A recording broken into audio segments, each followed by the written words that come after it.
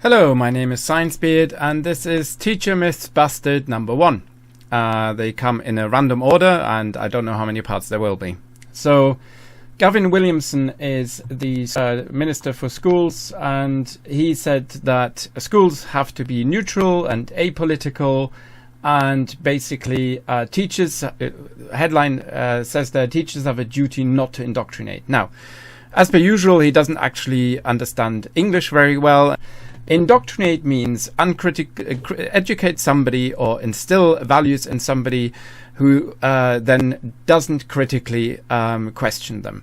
Basically, uncritical acceptance of instilled values. Okay. So what has he said? Essentially, at the moment, it seems to be de rigueur by the government to say that obviously all teachers are left-wing socialists, and if not actually communists, and they want to overthrow capitalism, and so forth. And where does this come from? Well, there was a government minister called Esther McVey. Here she is.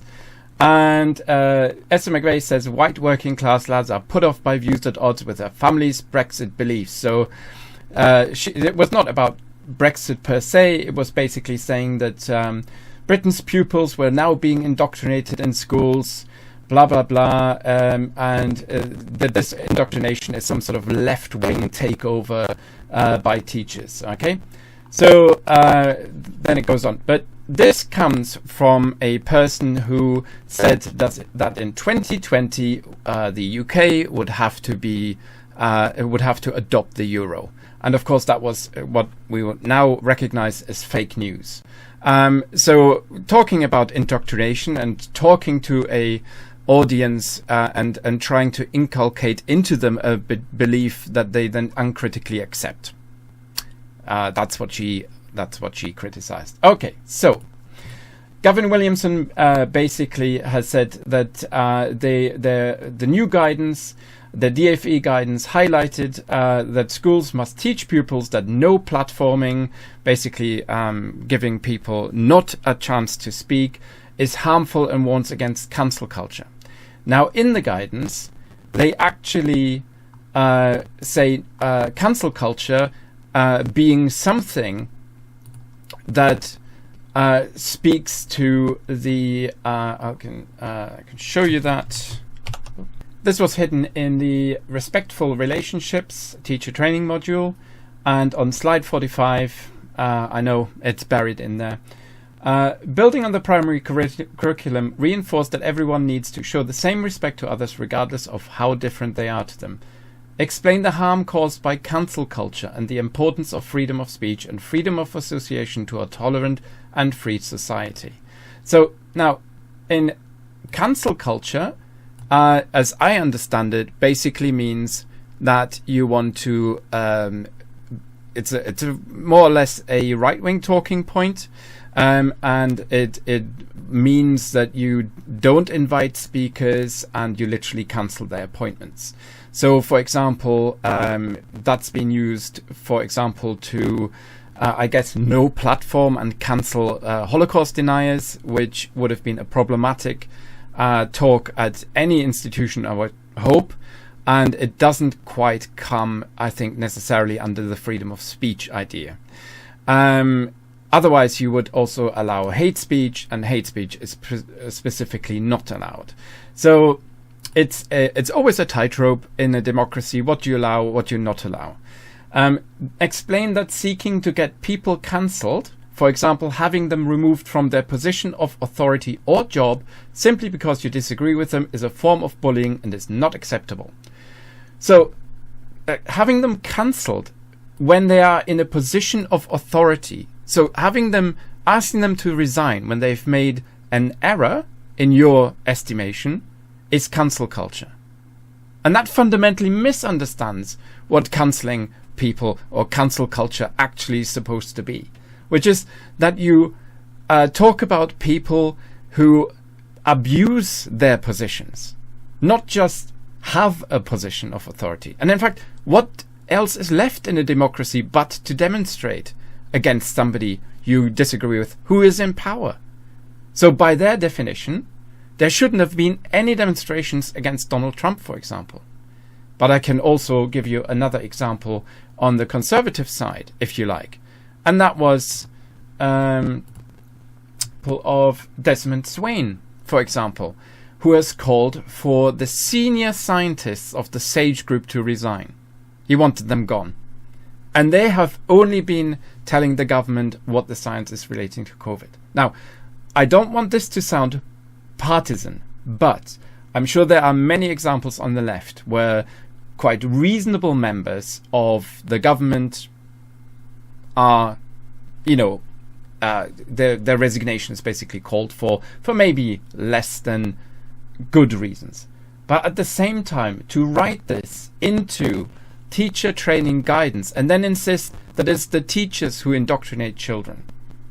They indoctrinate. If your argument is so weak that you need to tell teachers that you need to tell teachers not to raise it, then maybe there's a problem with it. And here's an idea. Do you know why most teachers appear left-wing? Because a lot of the ideas, a lot of the things that they stand for, like egalitarianism, anti-racism, anti-discrimination, tolerance and freedom, tend to be associated with the left and not with the right. And I'll leave you to work that out with Donald Trump versus a decent government that doesn't abduct its citizens in unmarked vans and that doesn't quell demonstrations, legitimate demonstrations, and does it actually reacts and takes into account the objections of parts of its population against something that they are about to do.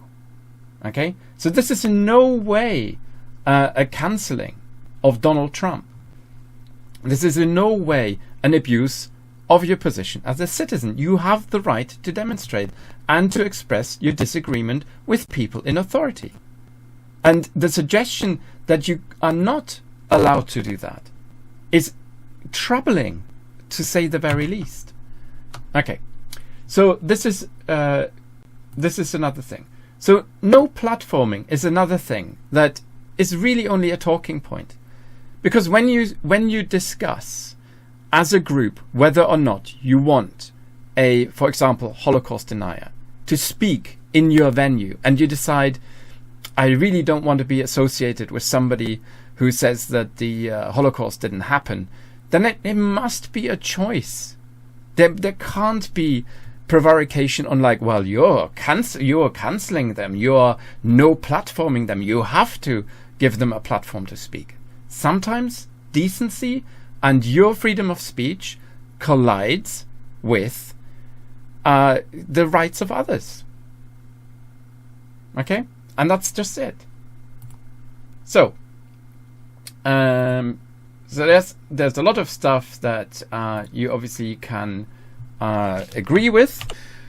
So anyway, my point was that if schools appear to be left-wing, it's because they tend to teach a variety of positions. And in fact, my argument would be that teachers tend to be conservative, not with a capital, but with a small c, because they are very aware of the tightrope that they have to walk. And the idea that students and pupils are indoctrinated with socialist or Marxist or Leninist or Stalinist ideas is ridiculous to the extreme. In fact, the government itself does things which are anti-capitalist by necessity.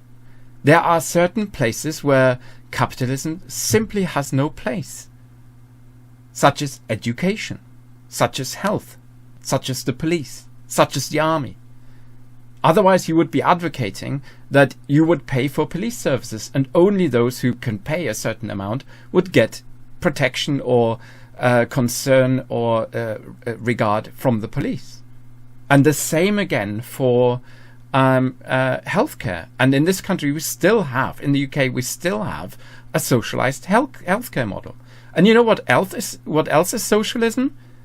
Giving elderly people a pension, a state pension.